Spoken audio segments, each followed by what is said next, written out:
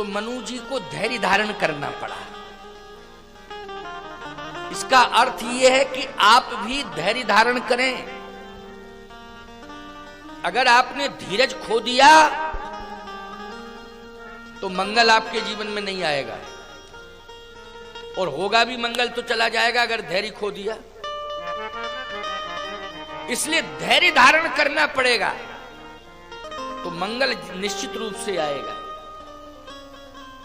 महाराज मनु ने भी धैर्य धारण किया, शत्रुपा जी ने भी धैर्य धारण किया। दोनों ने, माताओं बहनों ध्यान से सुनो, धैर्य धारण करना चाहिए, धैर्य खोना नहीं चाहिए।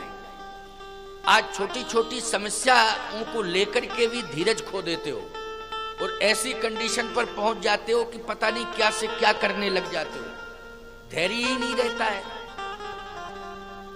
धैर्य धारण करो, धीरज धरिए तो पाइए पारू, स्पष्ट लिखा हुआ है। इसलिए धैर्य धारण करो। मनु और शत्रुपा ने धैर्य धारण किया। महाराज मनु दशरथ बने, शत्रुपा जी कौशल्या बनी, अयोध्या के सम्राट हुए महाराज दशरथ, अयोध्या की महारानी हुई कौशल्या जी। धैर्य धारण किया। लेकिन प्यारे, एक दिन वही महाराज मनु दशरथ के रूप में हैं, उनका धैर्य टूटने लगा। धैर्य टूटने लगा। आप कहो महाराज लिखा है क्या? लिखा है तभी तो मैं कह रहा हूं। एक बार भूपति मन माही, एक बार भूपति मन माही, एक बार भूपति मन माही, एक बार भूपति मन माही, भई गलानी मोरे सुत नाही, भई गलानी मोरे सुत नाही, भई गलानी मोरे सुत नाही, भई गलानी मोरे सुत नाही, भई गलानी मोरे सुत नाही, भई गलानी मोरे सुत नाही। एक दिन धैर्य टूट गया, गलानी जीवन में आई, गलानी से हृदय भर गया कि मेरे सुत नहीं है। प्यारे, जब परमात्मा ये वचन दे चुका था कि मैं सुत बनूंगा, तो संसार का कोई व्यक्ति कहता तो वही धैर्य नहीं खोना चाहिए, धैर्य चला जाता, धैर्य खो देते। लेकिन परमात्मा जब कह रहा है कि मैं सुत बन के आऊंगा तो धैर्य नहीं खोना चाहिए। हाँ, आप लोग आगे आ जाओ थोड़ा थोड़ा, क्योंकि अब लोग आते जा रहे हैं तो उनको बैठने के लिए स्थान मिलना चाहिए। सब समझदार हैं और आज्ञाकारी भी हैं। भई गलानी मोरे सुत नहीं, मेरे सुत नहीं है, ये गलानी है। किसी ने कहा इसलिए धैर्य तोड़ रहे हैं महाराज दशरथ क्योंकि 60,000 वर्ष की आयु हो गई। वाल्मीकि जी महाराज के अनुसार 60,000 वर्ष की आयु। अब बोलो भाई, 60,000 वर्ष की आयु बहुत होती है। किसी की उम्र 60 साल की हो जाए और संतान ना हो तो धैर्य खोएगा कि नहीं खोएगा? 60 साल ही बहुत होते हैं, ये तो 60,000 साल, 60 ही साल बहुत। 60 साल में अगर संतान ना होवे तो धैर्य तो खोएगा ही खोएगा व्यक्ति। लेकिन बात तो ये है कि परमात्मा ने कहा है, तो परमात्मा सत्य स्वरूप है, वो कभी झूठ बोल ही नहीं सकता है। तो क्या नैमिषारण्य की भूमि पर उसने झूठ बोला था? नहीं, फिर महाराज दशरथ ने धैर्य क्यों खोया? क्या भूल गए मैं मनु था? शायद इस बात को भूल गए कि पहले मैं मनु था। जब मनु था तो परमात्मा ने मुझे वचन दिया था। महाराज भूले भी नहीं है, ऐसा भी नहीं है कि भूल गए। 3 काल त्रिभुवन जग माही, भूरि भाग दशरथ सम नाही। महाराज दशरथ की बड़ी महिमा है साहब, साधारण नहीं है महाराज दशरथ। गोस्वामी तुलसीदास जी महाराज ने तो यहां तक कह दिया कि महाराज दशरथ धर्म धुरंधर हैं। धर्म धुरंधर हैं, कहते नहीं है साहब बड़े बड़े धुरंधर रहते हैं वहां, पता नहीं कैसे धुरंधर। यहां तो स्पष्ट है धर्म धुरंधर। लोग कहते नहीं वहां तो बड़े बड़े धुरंधर रहते हैं। अब ये पता नहीं चलता कि कैसे धुरंधर, काहे में धुरंधर है, लेकिन यहां तो स्पष्ट है कि महाराज दशरथ क्या हैं? हे अवधपुरी रघुकुल मणि राऊ,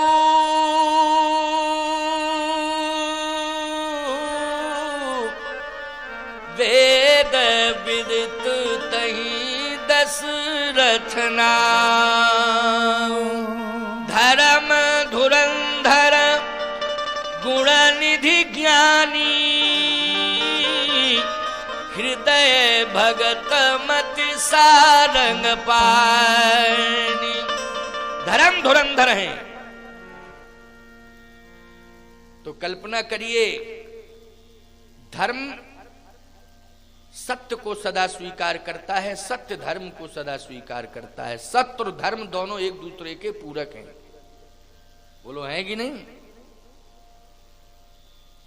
जब धर्म धुरंधर हैं तो धर्म ने वचन दिया है तो धर्म पर विश्वास करना चाहिए। रामो विग्रहवान धर्म, जो राम बन के आ रहे हैं वो साक्षात विग्रहवान धर्म ही है। धर्म ही राम है, राम ही धर्म है। और जो वचन दिया था नैमिषारण्य में, वो धर्म ने ही वचन दिया था कि नहीं? निर्गुण निराकार ब्रह्म जब सगुण साकार बन के आया था तो वो साकार बन के धर्म ही तो प्रकट हुआ था। कौन प्रकट हुआ था? धर्म ही हुआ था प्रकट, कोई और दूसरा नहीं था। रामो विग्रहवान धर्म। तो जब वचन दे दिया और धर्म ने वचन दिया है तो धर्म धुरंधर का धीरज डोल गया। डोल गया कि नहीं धर्म धुरंधर का धीरज? रो रहे, बिलख रहे। जब संतान नहीं होती है तो मैं ये मानता हूं कि पति पत्नी में दोनों में सबसे ज्यादा चिंता पत्नी को होती है। पति को बाद में होती है लेकिन पत्नी को, और गिलानी भी नारी को ज्यादा होती है। क्यों भाई? संतान नहीं हो तो उसको बांझ कहते हैं ना, वंध्या कहते हैं। क्यों भाई? कहते कि नहीं? और पता नहीं लोग क्या कितने प्रकार की बातें करने लगते हैं समाज में। कुछ तो बहुत ही हल्की बातें करने लगते हैं, महिलाएं आपस में ज्यादा करने लगती हैं। क्या क्या कहने लगती हैं, यहां तक कंडीशन पे पहुंचा देती, कहो सल्फास की गोली ना खा ले, यहां तक कंडीशन में पहुंचा देती हैं। ये अज्ञानता है। खबरदार, इस तरह से हल्की बात करना बंद करो। किसी का जीवन खतरे में मत डालो, उसको जीने दो शांति से। अरे संतान नहीं है तो भगवान तो है। संतान क्या सहारा देगी जो भगवान सहारा देगा? बोलो भाई, भगवान से बड़ा कौन होता है?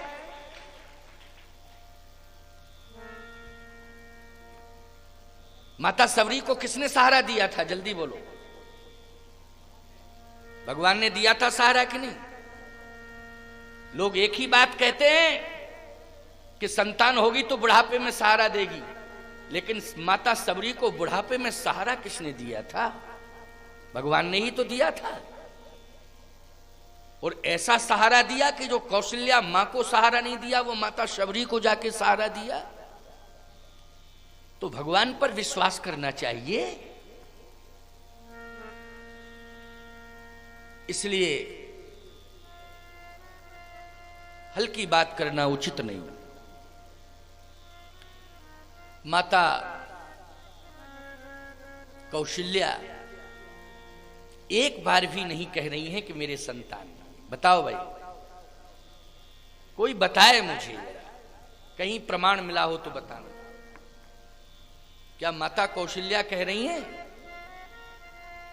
कहीं लिखा हो तो बताओ, कोई ग्रंथ बता दो।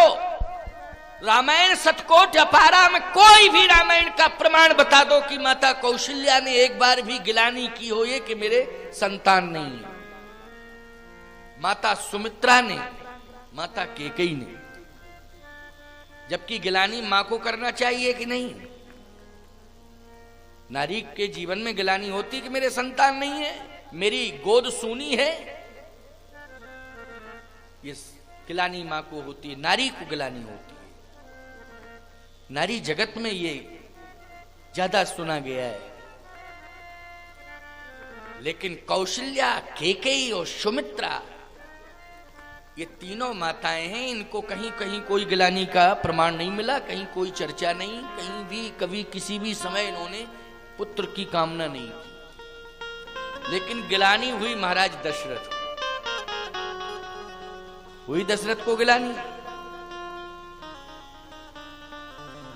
एक और अद्भुत बात है इसमें,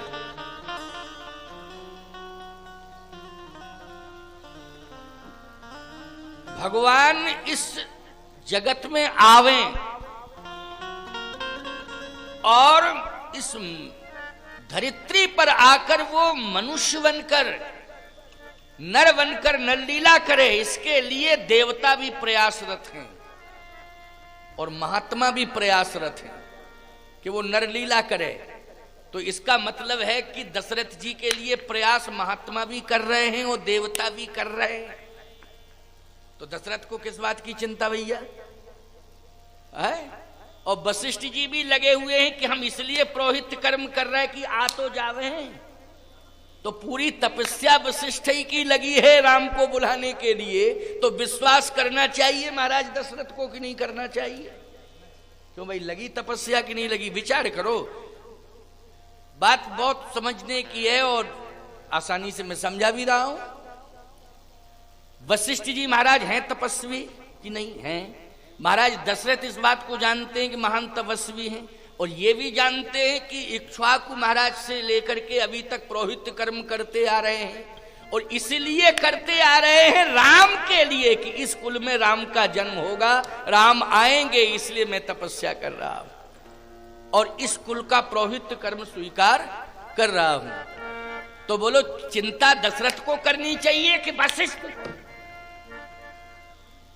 बोलो भाई, चिंता किसे करनी चाहिए, वशिष्ठ को कि दशरथ जी को?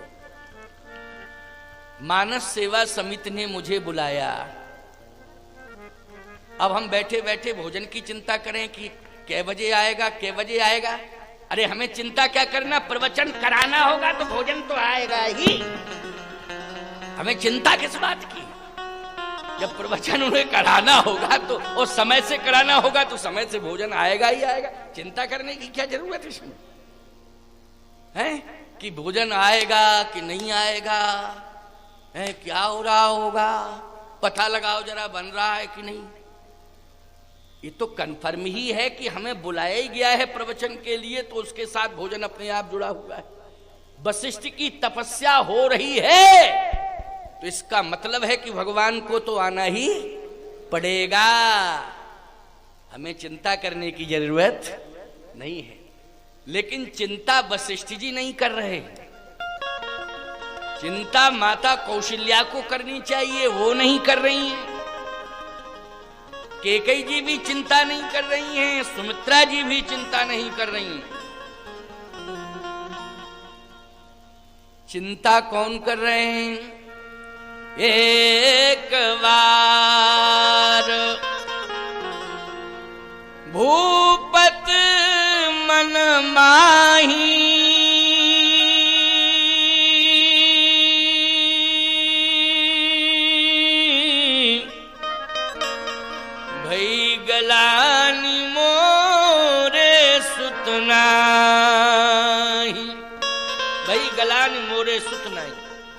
मेरे सुत नहीं है ये गिलानी। यहां देवता, महात्मा, स्वयं गौ माता, ये सब मिलके प्रार्थना कर रहे हैं, जय जय सुरनायक जन सुखदायक प्रणतिपाल भगवंता। आप कहां हैं, आप कहां हैं, आप कहां हैं, जल्दी आइए, जल्दी आइए, जल्दी आइए। लेकिन ये सब प्रार्थना कर रहे हैं भगवान से आइए, ये भी सब जानते हैं कि अयोध्या में आएंगे, आना पड़ेगा, और कहीं नहीं, अयोध्या के अलावा और कहीं नहीं। और भगवान भी वचन दे रहे हैं, जन डर पहो मुनि सिद्ध सुरेशा, जन डर पहो मुनि सिद्ध सुरेशा, तुम्हि लागे धरी हो नरवेशा, तुम्हि लागे हो नरवेशा, तुम्हि लागे धरी हो नरवेशा, तुम्हि लागे धरी हो नरवेशा, तुम्हि लागे धरी हो नरवेशा, तुम्हि लागी धरी हो नरवेशा। तुम्हारे कारण मैं नर बन के आ रहा हूं। जन डरपो मुनि सिद्ध सुरेशा। अब बताओ भाई, मुनि और सिद्धों में वशिष्ठ जी महाराज आ जाते कि नहीं? परम सिद्ध हैं, मुनि हैं। वामदेव वशिष्ठ मुनि नायक। और एक स्पष्टीकरण ले लो साहब, क्या? आऊंगा, लेकिन स्थान भी बता रहा हूं कहां आऊंगा। कहां? ते दशरथ कौशल्या रूपा, कौशलपुरी प्रगट नर भूपा, तिनके ग्रही अवतरी हो जाई, रघुकुल तिलक सुचारऊ भाई। तिनके ग्रह अवतरी हो जाई, रघुकुल तिलक सुचारऊ भाई। वशिष्ठ जी महाराज सुन रहे हैं इस वचन को। आप कहोगे महाराज यहां दशरथ जी नहीं है, यहां सब हैं लेकिन दशरथ जी नहीं है। दशरथ जी होते तब तो कोई बात ही नहीं थी। तो दशरथ जी महाराज क्या पुत्र की कामना को लेके रो रहे हैं? पुत्र नहीं है इस बात की गिलानी है इसलिए रो रहे हैं? जो अज्ञानी व्यक्ति होता है वो संतान के लिए रोता है, संतान नहीं होती है तो उसके लिए रोता है जो अज्ञानी होता है। और जो ज्ञानी होता है वो नहीं रोता है संतान के लिए। ज्ञानी संतान के लिए नहीं रोता है, ज्ञानी तो भगवान के लिए रोता है कि मुझे भगवान मिले।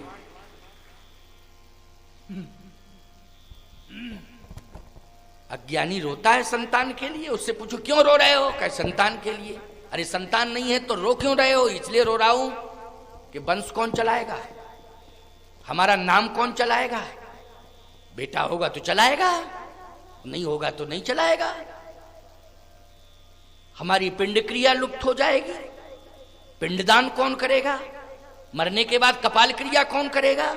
तमाम बातें करते हैं वो, बहस करते हैं। कपाल क्रिया बेटे ही तो करेगा, बेटी के अलावा कौन करेगा।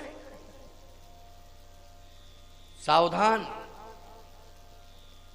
ऐसे भी आ जाएंगे बेटे कि जो मरने के बाद नहीं जिंदगी में कपाल क्रिया करेंगे। मरने के बाद की अलग बात है, क्यों भाई? जिंदगी में कपाल क्रिया कितनी घटनाएं हुई हैं, बोलो हुई है कि नहीं?